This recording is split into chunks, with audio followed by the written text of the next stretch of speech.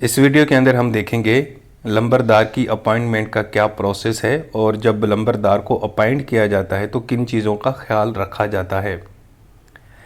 वैसे आमतौर पे जो लंबरदार है ऐसे शख्स को बोलते हैं किसी भी गांव के अंदर जो वहाँ का एक लोकल लीडर हो, वहाँ का हेडमैन हो या वहाँ पे एक असर रसूख रखता हो, वहाँ की एक इन्फ्लुएंशियल पर्सनैलिटी हो। और लंबरदार जो है वो किसी भी गांव के अंदर वहाँ की जो रेवेन्यू के मामलात हैं उनको देखता है और वहाँ की जो लोकल एडमिनिस्ट्रेशन है उनके मामलात को देखता है। इसको हुकूमत जो है ना अपॉइंट करती है। और दूसरा ये है कि ये हुकूमत और गांव के बीच में एक पुल का काम करता है, एक ब्रिज का काम करता है। कोई भी मामलात हैं, कोई भी हुकूमत का कोई इशू होता है तो ये जो शख्स है ना आके जो है ना हुकूमत के ब्याह पे आके गांव के मामलात को देखता है।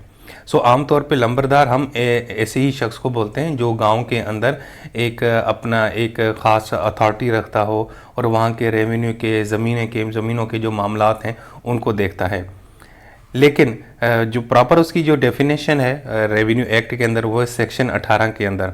उसमें बताया गया है कि ए विलेज ऑफिसर उसको कहा जाता है ऐसे शख्स को जिसको इस कानून के तहत, यानी ये कौन सा कानून है, लैंड रेवेन्यू एक्ट 1967 के तहत इसको अपॉइंट किया जाता है, जिसके बुनियादी तौर पे दो काम हैं। एक तो ये है कि वहाँ का ज़मीनों का रेवेन्यू कलेक्ट करना, नंबर 1, और नंबर 2 उसको सुपरवाइज़ करना। या तो वो रेवेन्यू कलेक्ट करके हुकूमत को देता है कि भाई ये हमारे गांव की ज़मीनों का रेवेन्यू है, या दूसरा काम ये करता है कि उसको सुपरवाइज़ करता है।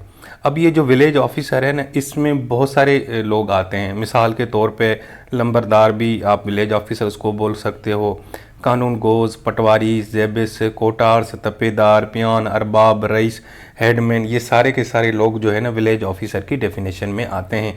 लंबरदार भी विलेज ऑफिसर ही है।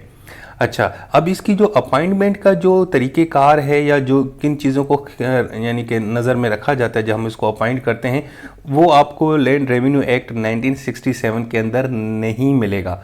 वो जनाब लैंड रेवेन्यू के जो रूल्स हैं ना 1968 के अंदर, वहाँ पे आपको ये सारी चीज़ें मिलेंगी।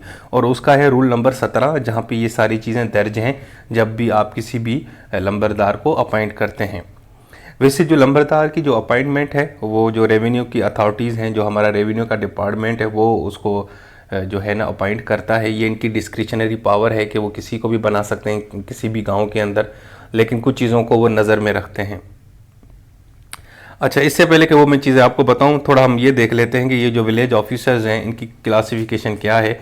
सबसे पहले तो लंबरदार, जिसको हेडमैन बोलते हैं, ये गांव की जितनी भी रेवेन्यू कलेक्शन और एडमिनिस्ट्रेशन के मामलात हैं वो देखता है। उसके बाद कानून गोज़, ये लंबरदार को असिस्टेंट करते हैं। पटवारीज, ये ज़मीनों के जो खाते हैं, जो रिकॉर्ड है उसको मेंटेन करते हैं। ज़ेबिस्ट, ये जनाब गांव की जो ऑर्डर एंड सिक्योरिटी को मेंटेन रखते हैं। कोटार्स, वो जनाब गांव का जो ट्रेजरी बेंच है, यानी कि गांव में अगर कोई चीज़ें हैं, आपने एक जिस तरह हमारे यहाँ मिनिस्ट्री ऑफ फाइनेंस है, या एक आपने कोई बैंक अकाउंट ओपन किया है जिसमें आप चीज़ें जमा करते हैं, पैसे जमा करते हैं, मतलब किस्म का बैतुल माल। तो इसी तरीके से गांव के अंदर भी एक इस तरह का इदारा होता है जहाँ पे जनाब एक अकाउंट ओपन किया जाता है जिसमें सारे गांव के लोग जो है ना कुछ कुछ पैसे देते रहते हैं और वो वहाँ का रेवेन्यू जनरेट होता है, उसकी रखवाली करने। इसलिए इसके बाद तपेदार है, उसका प्यान है। अरबाब, जो लैंड ओनर्स होते हैं। रईस, वो उन लोगों को कहा जाता है जो गांव की कम्युनिटी के अंदर एक बड़े होते हैं और अपना एक असर रसूख रखते हैं, हम उसको रईस बोलते हैं। ये कुछ बेसिक क्लासिफिकेशंस हैं। अब हम देखते हैं कि ऐसे कौन से मामलात को नज़र में रखा जाता है जब हम लंबरदार को अपॉइंट करते हैं। अब ये जो सारी चीज़ें हैं, ये रूल नंबर जो 17 है लैंड रेवेन्यू रूल्स 1968, उसके अंदर दर्ज है। उसमें सबसे पहले तो ये चीज़ नज़र में रखी जाती है हेरिडेटरी क्लेम। इसका क्या मतलब है? जब आप लंबरदार को अपॉइंट करते हैं तो आपने ये देखना है कि यार उसका, यानी कि जो आबा अजदाद हैं, उसके जो बड़े हैं वो कहाँ के हैं। अगर वो जनाब उसी इलाके में 100 साल से 150 साल से रह रहा है, उसके परदादा, दादा, वालिद साहब यहीं के रहने वाले हैं, मतलब एक उसका एक पूरा एक शजरा है और एक पता चल रहा है कि हाँ जी ये इस बरादरी का बंदा है, ये इनका बच्चा है और ये इनके बड़े भी यहाँ पे रह चुके हैं, वो भी रह चुके हैं, मतलब हेरिडेटरी क्लेम हो, यकीन हो कि हाँ जी ये इनका बच्चा है, और ये इसकी ये फैमिली है, इसके बड़े ये करते थे, दादा ये करता था, परदादा ये करता था, तो ये चीज़ नज़र में रखी जाती है। ऐसा नहीं है कि कोई भी साथ वाले गांव से उठ के या किसी इलाके से उठ के गांव में आके बैठ जाए और वो कहे कि जिसका ना आगे पीछे का पता ही ना हो तो उसको लंबरदार नहीं बनाया जाता। दूसरी चीज़ प्रॉपर्टी इन एस्टेट, इसके अलावा ये भी देखा जाता है कि लंबरदार की खुद की भी थोड़ी बहुत प्रॉपर्टी हो उस गांव के अंदर, ठीक है, और प्रॉपर्टी ओन भी कर रहा हो या कुछ प्रॉपर्टी उसके ज़िम्मे हो, उनको वो मैनेज भी कर रहा हो।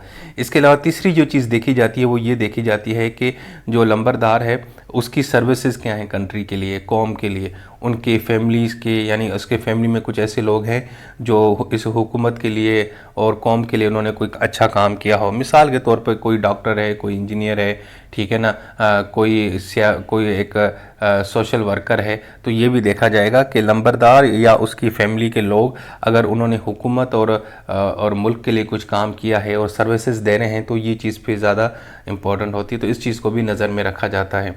उसके बाद पर्सनल इन्फ्लुएंस, ये देखना होगा कि लंबरदार का ज़ाती इन्फ्लुएंस कितना है, वो खुद कितना एक पावरफुल है या असर रसूख रखता है, लोग उसकी बात मानते हैं, उसको रेस्पेक्ट देते हैं, उसको मोतबर समझते हैं और उसको सीरियस लेते हैं और उसकी सजेशंस के ऊपर अमल करते हैं, या जितने भी अपने इश्यूज़ होते हैं वो उसके पास जाते हैं और उसको कहते हैं कि यार हमारे ये मसले जो है ना हल करें, इनको यानी कि सेटल करें। सो ये चीज़ भी नज़र में रखी जाती है। उसके बाद ये देखना है फ्रीडम फ्रॉम डेट, कि भाई वो जो लंबरदार है ना जिसको आप अपॉइंट कर रहे हैं वो कर्ज से आज़ाद हो। ये ना हो कि वो बेचारा मकरूज़ हो।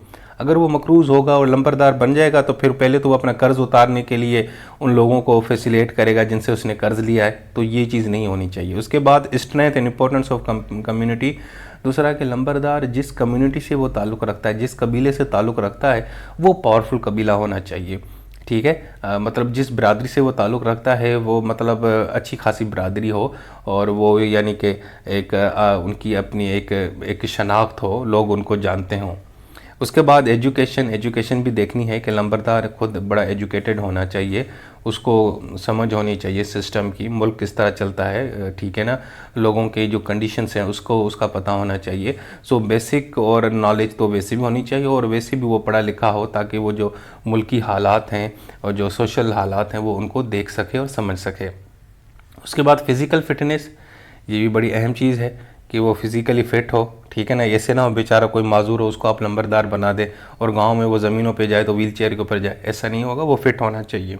इसके अलावा सिविल डिफेंस ट्रेनिंग, हाँ ये भी कुछ नज़र में रखी जाती है। कुछ ऐसे इलाके हैं जो बॉर्डर के करीब है हमारे गांव, तो वहाँ पे फिर ये होता है कि थोड़ी बहुत ट्रेनिंग भी होनी चाहिए, ठीक है ना। बाज़ों का तो हो जाता है वहाँ पे कुछ इशू हो जाते हैं तो उसको जनाब सिविल डिफेंस की ट्रेनिंग होनी चाहिए, उसको पता होना चाहिए कि यार मैंने किस तरह वेपन इस्तेमाल करना है या मैंने अपना डिफेंस किस तरह करना है अगर उनके ऊपर कोई हमला होता है। आपको पता है ये अक्सर इस तरह के कुछ गांव में इस तरह भी है कि लंबरदार के ऊपर हमले शमले भी होते हैं, तो वो मतलब थोड़ा बहुत है ना फिट भी हो और साथ में थोड़ी बहुत उसको ट्रेनिंग भी हो, कम से कम अपना दिफा कर सके अगर उसके ऊपर कोई अटैक करता है। अच्छा जी, सो बुनियादी तौर पे ये वो कुछ चीज़ें हैं जो नज़र में रखी जाती हैं जब किसी भी लंबरदार को अपॉइंट करते हैं। मैं दोबारा रिपीट कर देता हूँ, हेरिडेटरी क्लेम, भाई उसका जो शिजरा है, उसका नसब है, वो सबको पता होना चाहिए, प्रॉपर्टी होनी चाहिए, उसकी फैमिली वालों ने या उसने खुद कंट्री और मुल्क के लिए कोई काम किया हो, सर्विसेज दी हों, मतलब ठीक है ना। वो ऐसे ना हो कि चोर और गुंडे और डाकू लोग हों उसके फैमिली वाले, ऐसे नहीं हो, मतलब कि समझदार लोग हों, कोई डॉक्टर हो बेचारा, कोई सोशल वर्कर हो, कोई मतलब समझ रहे हैं ना, लोगों के काम करते हों और जॉब हो उनकी सरकारी मुलाजमीन हो, मतलब मुल्क के लिए कुछ काम किया हो ना, ठीक है जी।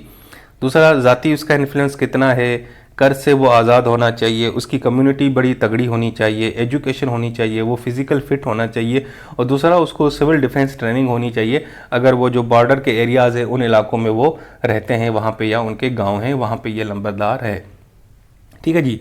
इसके अलावा क्या माइनर लंबरदार अपॉइंट हो सकता है? हाँ जी, वो भी हो सकता है अगर जितनी भी रिक्वायरमेंट हैं अगर वो क्वालिफ़िकेशन पे मीट करता है तो उसको भी लंबरदार बनाया जा सकता है। इसके अलावा क्या फ़ीमेल को लंबरदार बनाया जाता है? हाँ जी, वो फ़ीमेल भी लंबरदार बनाई जा सकती है, लेकिन शर्त ये कि वो खुद ज़ाती तौर पे अपनी किसी उसके पास अपनी ज़मीन हो, ठीक है ना, वो ऑन कर रही हो। और दूसरा ये है कि अगर उसके पीछे कोई स्पेशल रीजंस हैं और वो जस्टिफाई कर रही है कि हाँ जी मैं मेरे पास वो क्वालिफिकेशंस भी है, मैं असर रसूख भी रखती हूँ, मैं पढ़ी लिखी भी हूँ, ठीक है ना, तो उस सूरत में भी हम औरत को लंबरदार बना सकते हैं। ठीक है जी। सो ये थी हमारी वीडियो। तो जो लंबरदार की अपॉइंटमेंट का क्या प्रोसीजर है वो मैंने बता दिया। अब मैंने साथ में कुछ चीज़ें ऐड भी की हैं इसके अंदर ना, जैसे विलेज ऑफिसर की डेफिनेशन हो गई, ये क्लासिफिकेशन। इससे ये होगा कि आपका जो जो ये इसका जो आंसर है ना पेपरों के अंदर ज़रा ये लेंथी हो जाएगा और आपका काम अच्छे से हो जाएगा। ठीक है जी, अपना ख्याल रखें। अल्लाह हाफिज़।